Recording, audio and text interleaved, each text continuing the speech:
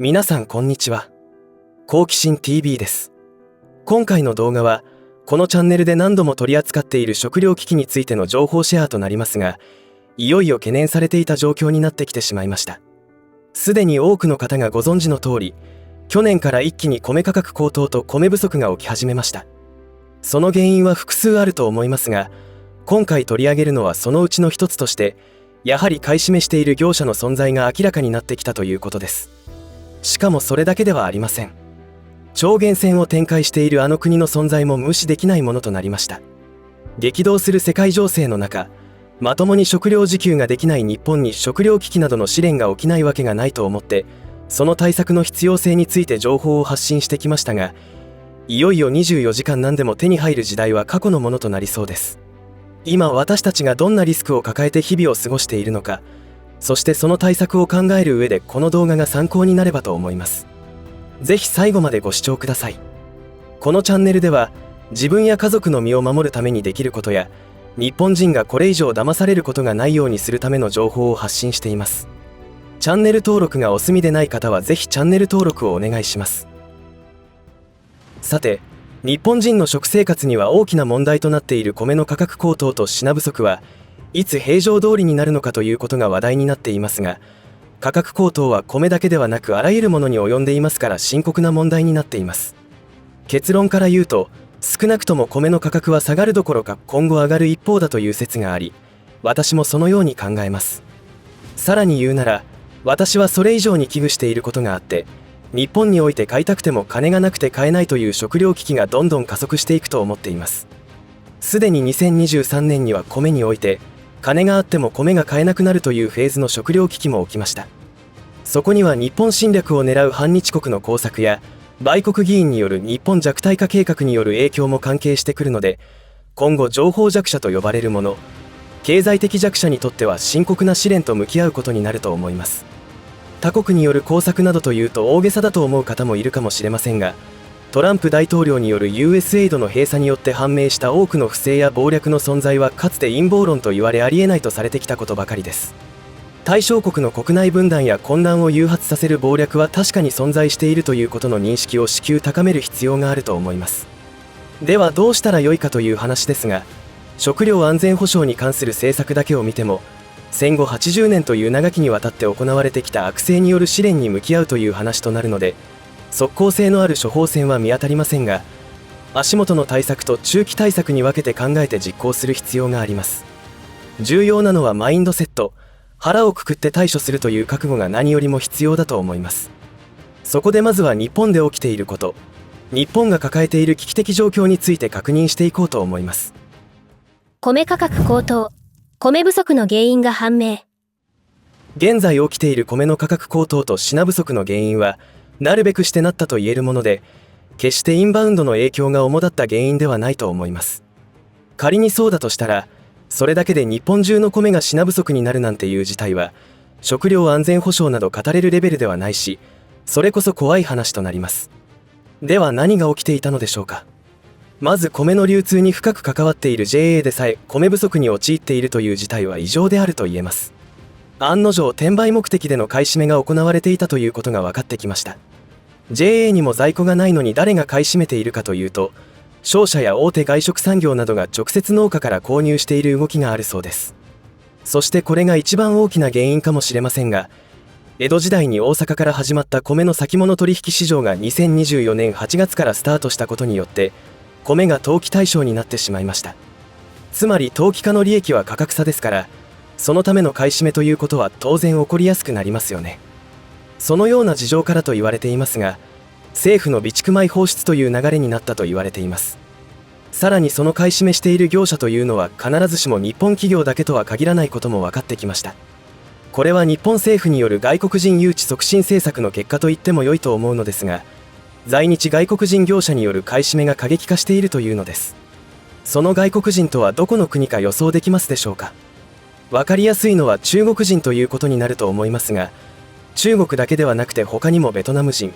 インド人、ネパール人など日本にコミュニティを持っている外人たちが転売目的で買い占めしています。彼らは直接農家にアクセスして、あるだけ売ってほしいと買い漁っていくのだそうです。他にもふるさと納税で需要が高まっているということや、異業種のスクラップ業者が儲かると言って買い占めている状況もあるそうです。そのふるさと納税も今は在庫不足のため受付中止になっているほどの品不足となっているので、店頭での販売価格は上昇の一途をたどっています。そんな中、政府は備蓄米の放出を決めましたが、放出方法については入札形式を取るということなので、価格が安くなることは期待できませんし、市場に出回る時期は落札から3ヶ月とか言われていますので、今後も深刻な米不足と価格高騰が起きることは避けられそうにもありません。ちなみに政府の備蓄米放出量は21万トンということが分かっており、この量では10日すら持たない量だと考えられますので、その点から言っても米不足による価格高騰対策にはとてもならないと思います。米は日本人の主食であり重要な問題が起きているわけですから、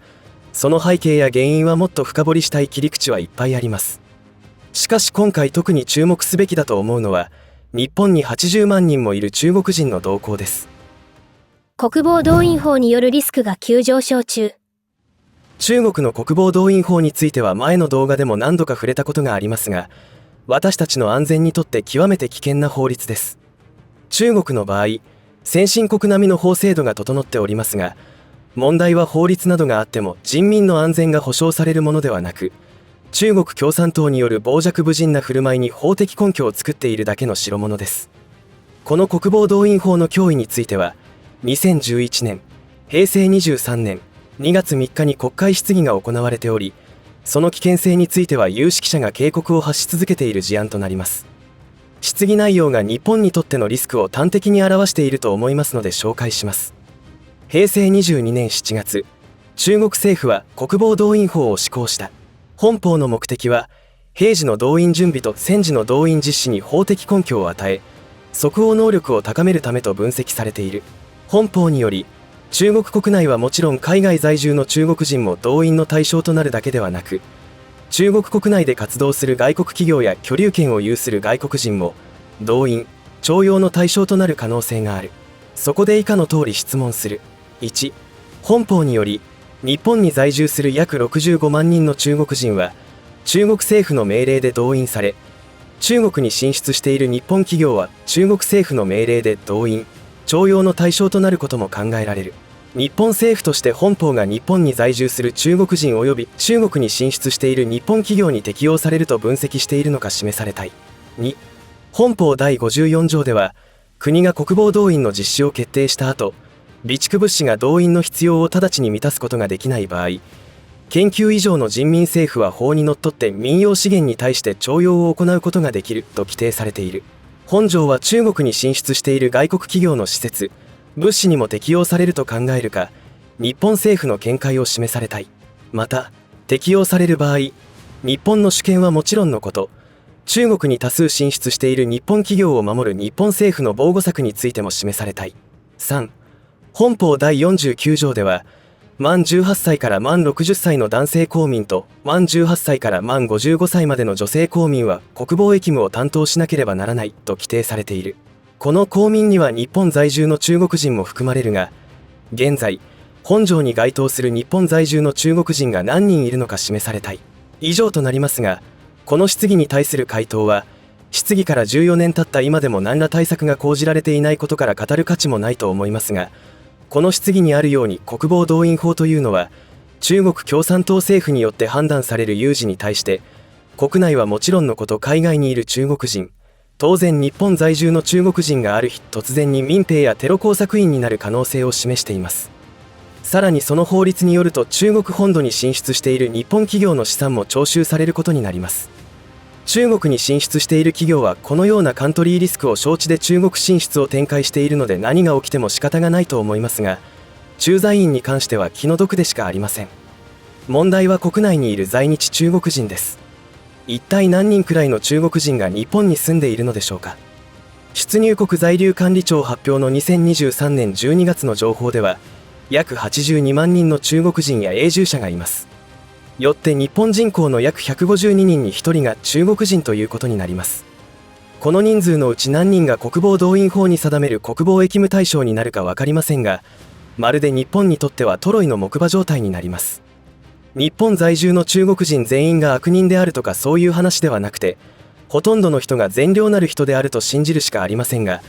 中国共産党は祖国に残っている家族や親戚を言ってみれば人質にとって無理難題を要求してくることは確実と思われます。